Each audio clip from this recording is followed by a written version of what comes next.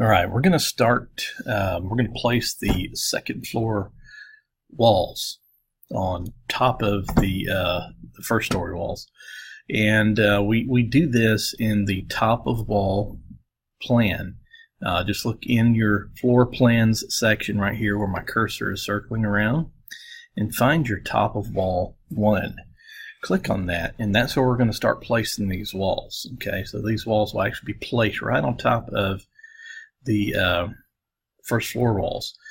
Find your center corner and just start drawing. And if you see right now, see that I'm off just a little bit. I'm going to go ahead and restart that. Actually, there's the center. I was actually going by the ceiling right here. This is the ceiling mark. I want to be right here on the center of the wall. See how that's going right down the center? Okay. So I'm on the center. Now I want to make sure that when I get to the ends that I click on the centers. And the way some of my ceilings are lined up, it is lined up with the center on some walls. And I should probably take another look at that, but we're working on walls right now. But just go right on around, connecting all of your walls. The computer software will automatically clean everything up for you.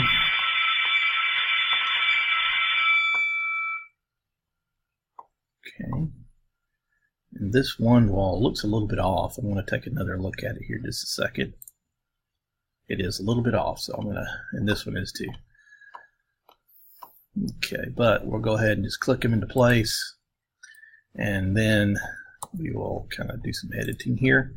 Now, to move this wall correctly to the correct location, I can see my first floor walls right up under it.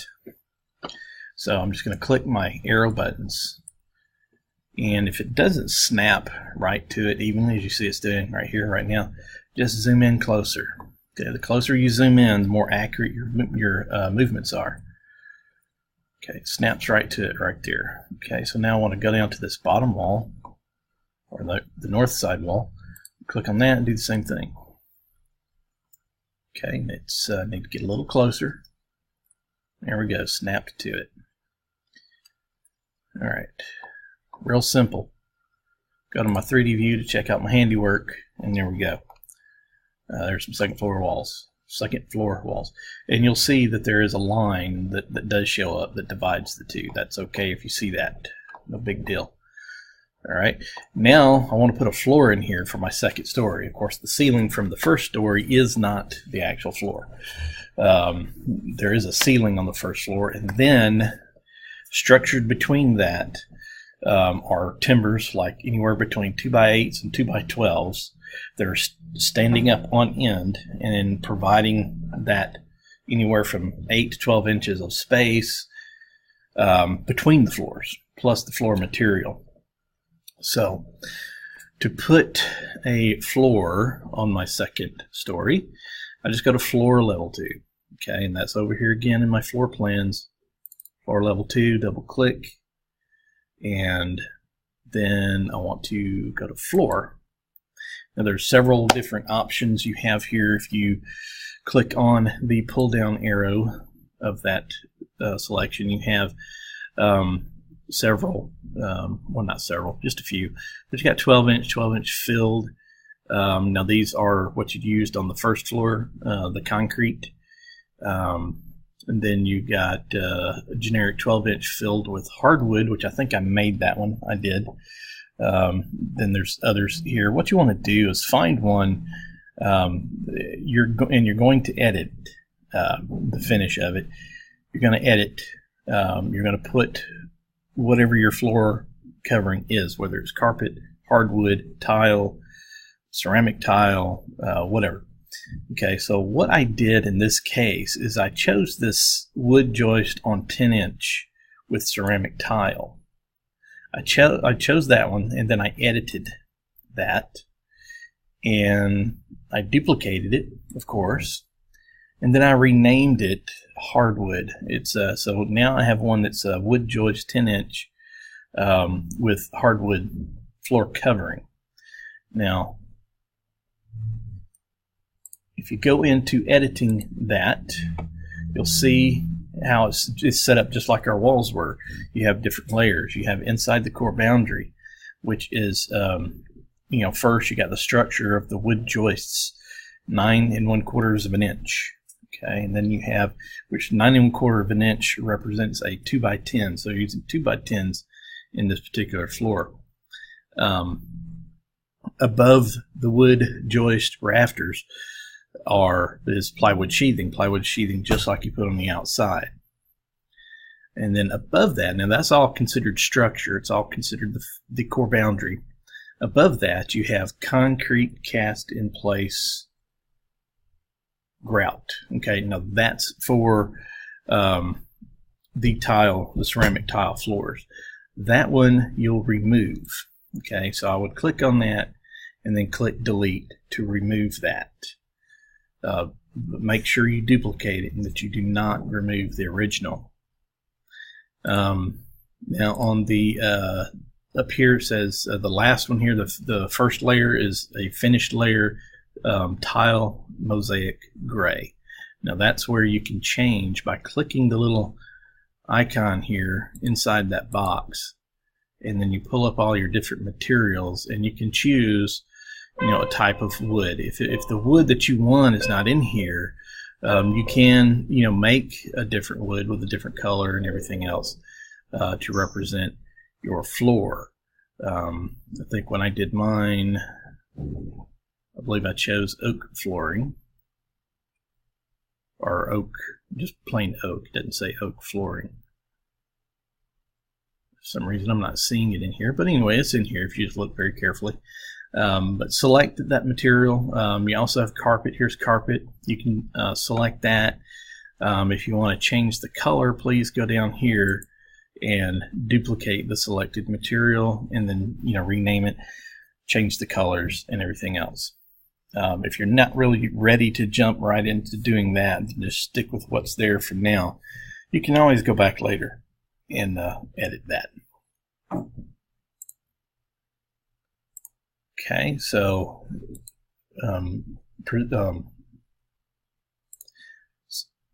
assuming that I just created this wall, and here's the one that I actually created. Okay, it's right here. Wood joist, 10-inch wood finish. Okay, that's the one I created. We'll go in here and we'll look at the edit that I did on this one. So you see here, I took out that. We're going to pause right here for announcement. All right, we're back. Okay, here, if you're looking at the wall that the floor that I did build, you see I kept the same structure, the same sheathing, and the same rafters. Only thing I changed is up here. I took out the cast-in-place concrete, which is basically a thin layer of concrete for the tile floor, and I put in my oak flooring finish, which is 3/4 of an inch. Okay, the thickness is very important here because you are going to use the thickness you get here and adjust the thickness of your floor on your elevations. So I'm going to click OK and then OK. All right, now looking back over here in my properties window, I can find out more information about that floor. Thickness of that floor is 10 3/4 of an inch. Okay, that's with all the materials together.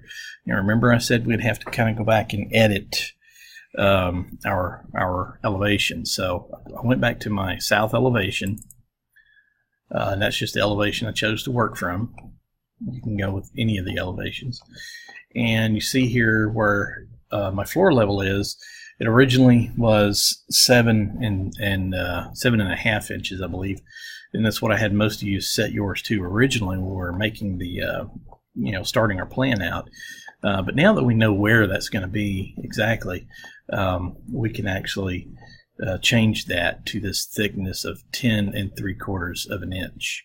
That's right here for our floor thickness. So I'm a total of 10 feet from the ground. 10 feet, 10 3/4 inches. Now, it really depends how yours is going to read. If you measured from top of wall 1, it'll probably only say like 10 3/4 of an inch. But just flag me down if it kind of gives you some concern or what have you. And we can look at it and straighten that out. And 2, you'll have to edit your walls because now your floor thickness has changed a little bit. So we're going to, you'll need to edit your wall height as well. We're not going to do it right now in this particular mode. We're going to go back to floor level 2 and continue with our floors.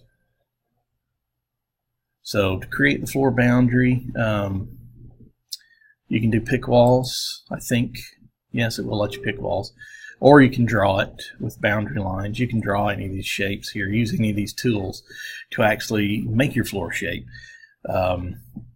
First off, I would just go ahead and place all the same floors in the area, and then kind of go back later if you want to change your different floor shapes. For you might have a room with a different type of floor. It might not be hardwood.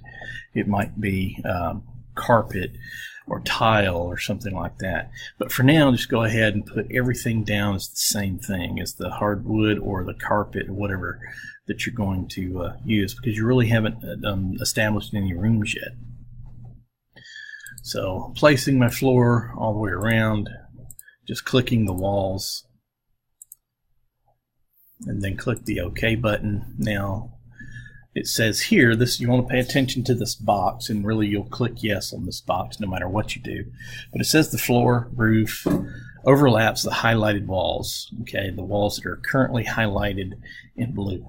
And would you like to join geometry and cut the overlapping volume out of the walls? Yes, that's just how we build floors and build walls. The floor kind of goes under the wall instead of the floor going up to the wall. So we'll click yes on that and accept that edit, that automatic edit. Alright, so now I have floors and I have walls. You can now start planning, and I would actually go ahead and put my stairs in first, which will be the next video. Put your stairs in, that way you will know how your stairs are going to fall and where you can actually put rooms, because you don't want to put stairs in later and realize that the stairs come up in one of your bedrooms or something like that. Okay, so again, there's your second story walls and your second story floor. And I'm going to go, now that I'm out of the floor mode, I'm going to go back to my south elevation, and I'm going to edit my walls, and all I'm going to do is just go here and pull them up. Okay, and I might do that from different sides. It'll let me. Okay, there. Alright, so now I need to go around to the north side and pull those walls up. And I can easily just do that as well by entering the information over here into my properties box, but this is more visual.